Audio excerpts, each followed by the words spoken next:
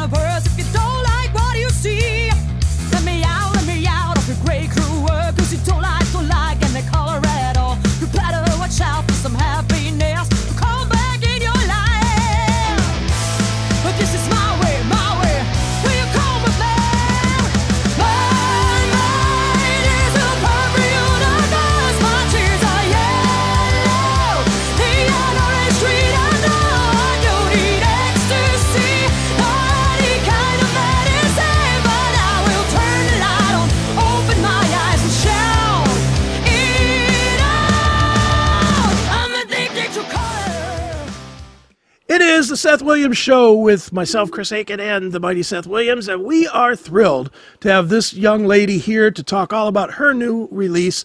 Her name is Seraina Telli. New release is called Addicted to Color. It is out on August the 18th, and here to talk all about it is Seraina Telli. Seraina, how are you?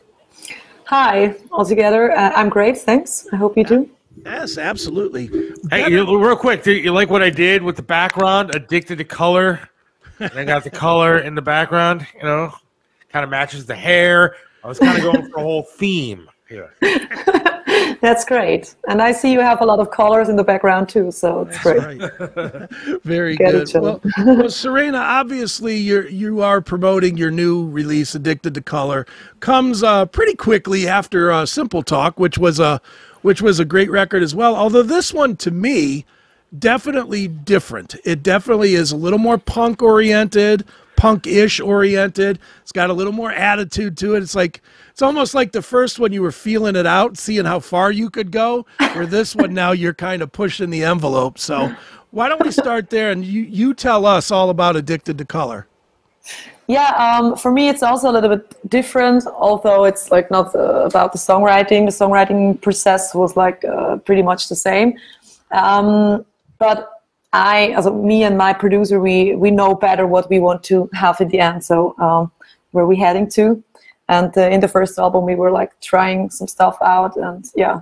So this time the direction was like more clear, and I also feel like it's more in your face than the first album, so which is great. Yeah, definitely. Well, and the thing I like about it is where on Simple Talk, a lot of the messages were kind of left up to me, the listener, to figure out.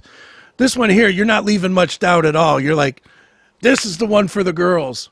This is the shit hit. This is, it's like bang, bang, bang, right in your face what you're trying to say, no?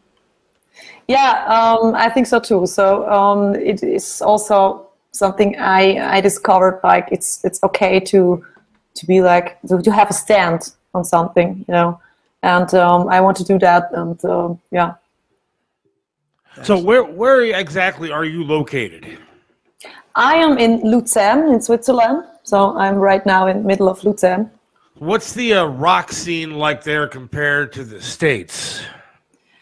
I don't know how it is in the States, so I don't have like a lot of experience about that, but I think in the States, like rock music is much bigger than here in Switzerland. So we have a rock scene, but it's not like in a commercial way. So it's more like, yeah.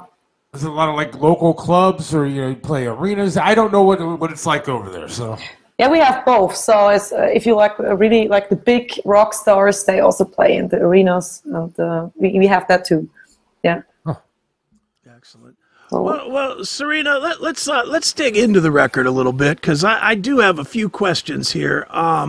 You mentioned that the writing this time was similar, but yet what you wrote was very different. I mean, how much did you actively work on specifically writing and lyrics this time? Because it does seem like you're a lot more focused, at least to me, it seems like you're a lot more focused lyrically than maybe you were the last time. Is that fair?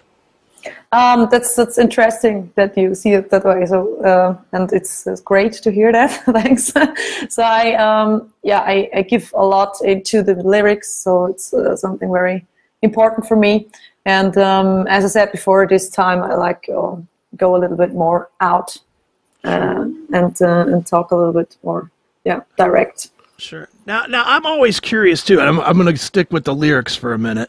I'm always curious how people outside of the United States and England write in English. How do you? I mean, you have to write, and it has to make sense. It can't just sound right. It has to make sense, and yet it's not your native. You know, I'm sure when you're not talking to us, you're not speaking English around the house. You know, how do you take the idea and then craft words that you kind of don't use all the time to fit into a song? Yeah, actually, I swear a lot in English. No, no, that's a good question, and sometimes it's also not that easy. But in a way, it's like when I write a song or I hear it like in my head how the song should sound, and then it's the lyrics are in English, so it's like kind of natural to me. Okay. But of course, I have like to translate some stuff, or sometimes it's not.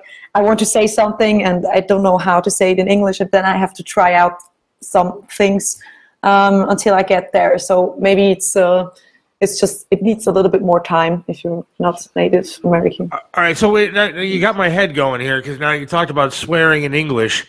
You're still Are there. there a lot of different words when it comes to swearing, like in your native language as opposed to English, or they all translate to the same thing? Like I know we talked about not swearing a whole lot, but I don't really give a shit. So there's like, He did it. do you say shit or like the F word? Is there a different word for that in your language? It's actually pretty funny because some of the English words, especially when it comes to swearing, it just like gets into our language. So we say, oh shit, ich habe das falsch gemacht. So it's like in Swiss German, but we say shit,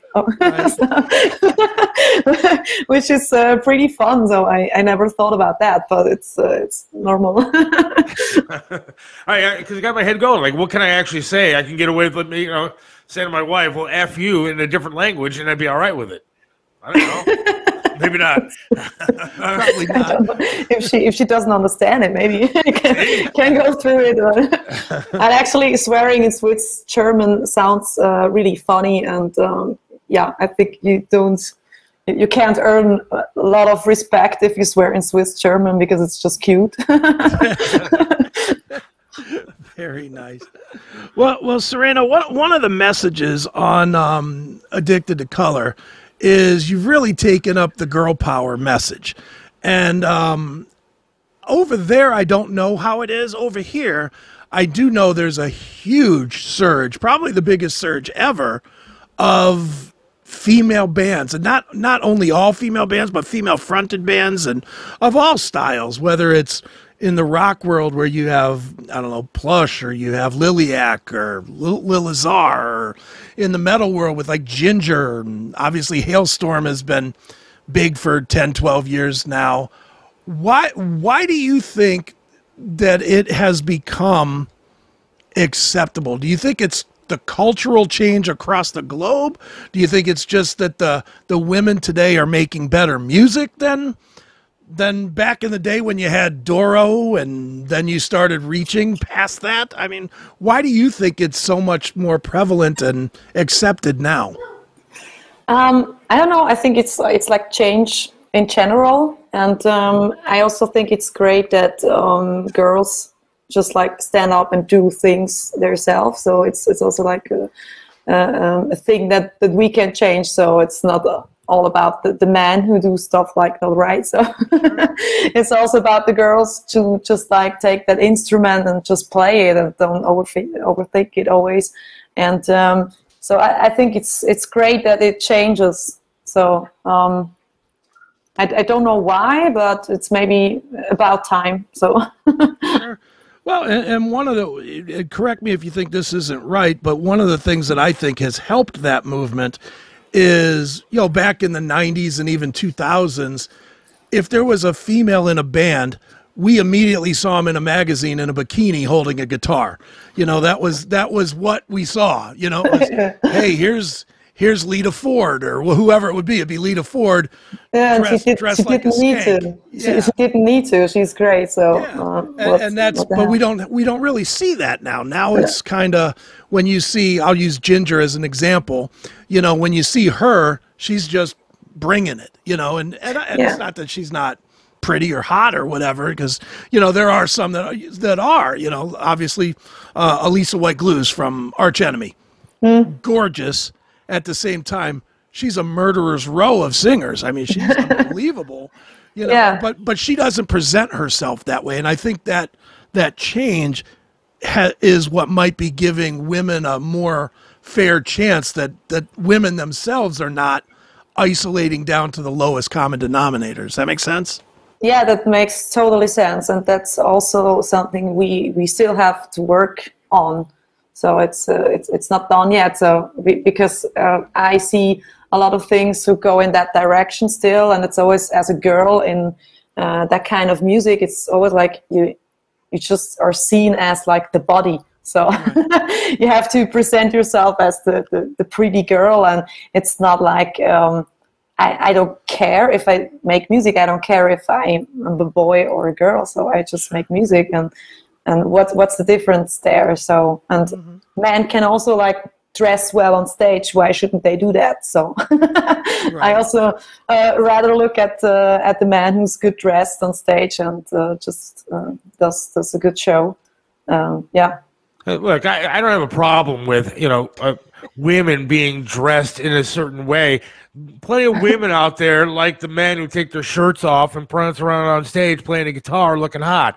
So there's nothing wrong with the woman doing the same kind of thing.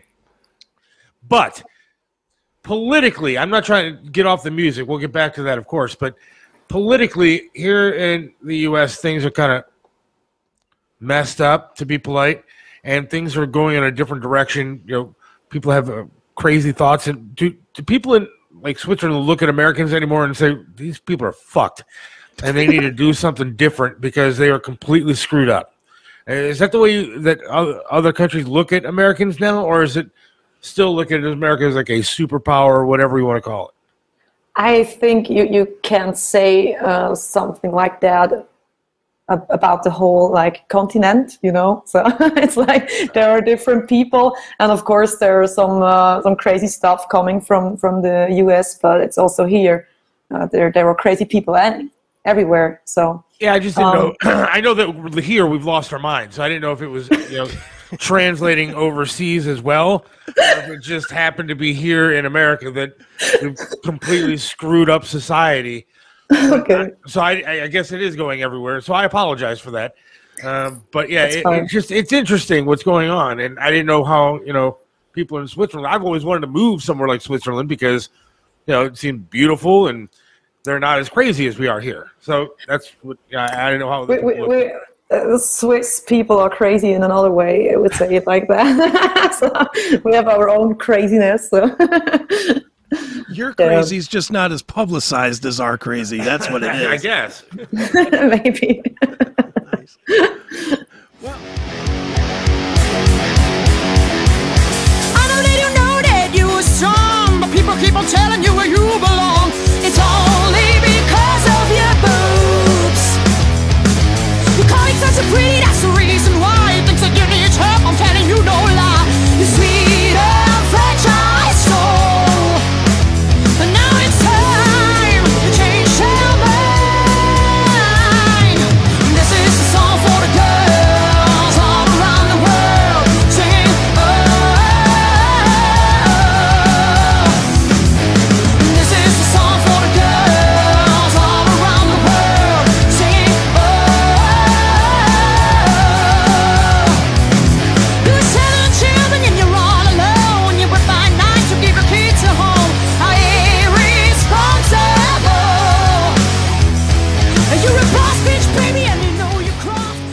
Seraina, on the new record, you worked with Rico once again.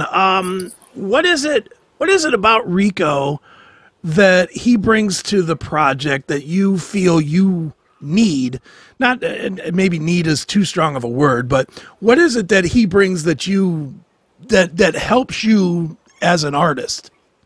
That's a great question, and it's very great to work with Rico, because it's like he lets me do like the songwriting and stuff, and I just can like work with him. So he does the production stuff, but also with me. So it's not like he never said like something, you should do that or that. So we are together working on the best product, and yeah.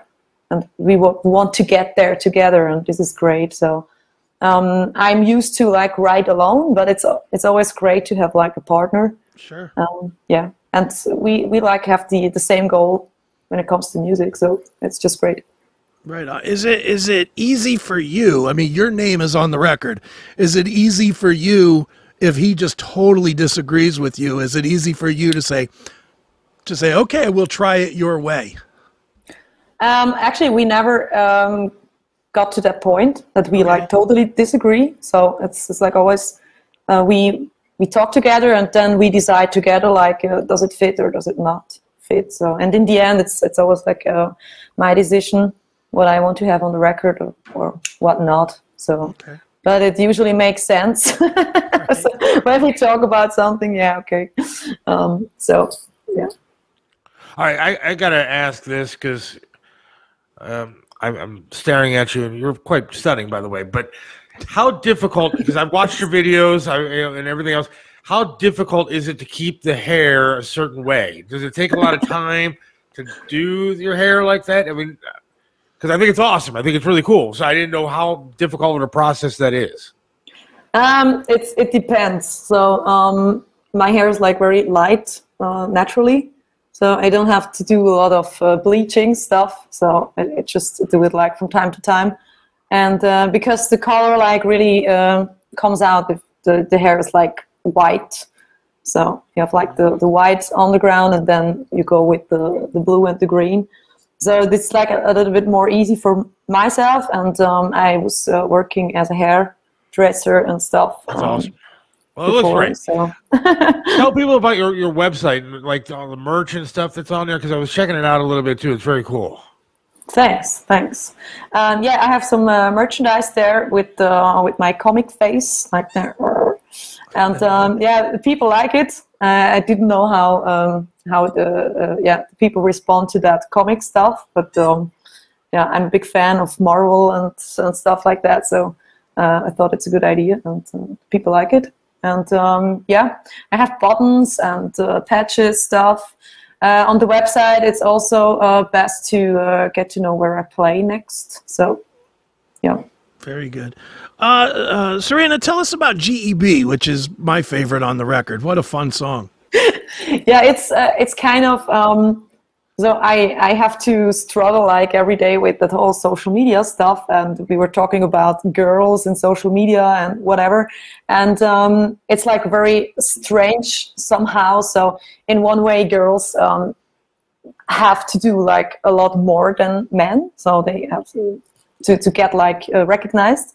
And the other way is like if they sell themselves as the pretty girl holding a bass or whatever, right. And that's totally enough for the people to get like 50,000 followers and thousands of likes, and you don't ever have to do something like really. Right. And this is a little bit what GEB is about. So it's about that social media stuff, and also some people I knew who like did stuff which is like just shitty. And right. I thought in the end, you at least are a good example for how not to do things. So definitely. And then obviously, well, even before we wrap up, I did want to ask you, out on Spotify or YouTube Music or one of them, there's an acoustic EP that got released for Live from the Cave, I think it's called. Tell us a little bit about that, because the arrangements are really different. You know, they're different and they're fun, and it's definitely, if people only know you from Simple Talk or the new record or Dead Venus or any of that stuff, they're not. It's a different flavor for you, a very stripped down flavor. So talk a little bit about that real quick. Yeah, that's acoustic stuff is something I did like in the beginning. So I was on the road with my acoustic guitar. So this is how it started, actually, with piano and acoustic guitar, and so it's like a part of me, and how most of the songs, just like how I created most of the songs with the acoustic guitar, and it's just like a flavor or a side of mine. And yeah, I just wanted to release more stuff and also show that side. So I decided to do like different arrangements, because I don't know. So it's like releasing the same song and just play it with acoustic guitar is not enough. So you have to do like something special and show the song in another way. How difficult is it? I'm assuming it's the same thing over there as it is over here with the streaming. How difficult is it to sell music when all you're doing is putting stuff out on Spotify and everywhere else? I think it's pretty much the same. I don't know. So especially on Spotify, I have like listeners all around the world. So it's not like only in Switzerland. But I heard that in America, it's not like Spotify is not like that big thing. Is that true? It's pretty big. But yeah. Is it difficult to sell your music when it comes to, when everything is streaming? Yeah, so you have to reach like a certain level, and then yeah, it goes. But right now it's like more fighting to to get enough like monthly listeners, and because you have to get it everywhere, so in YouTube too, Spotify, whatever, Apple, the social medias, and so it's like everything has to be like very big, but. You just started in October, so it's it's like how today works. So, but yeah, we'll go for it.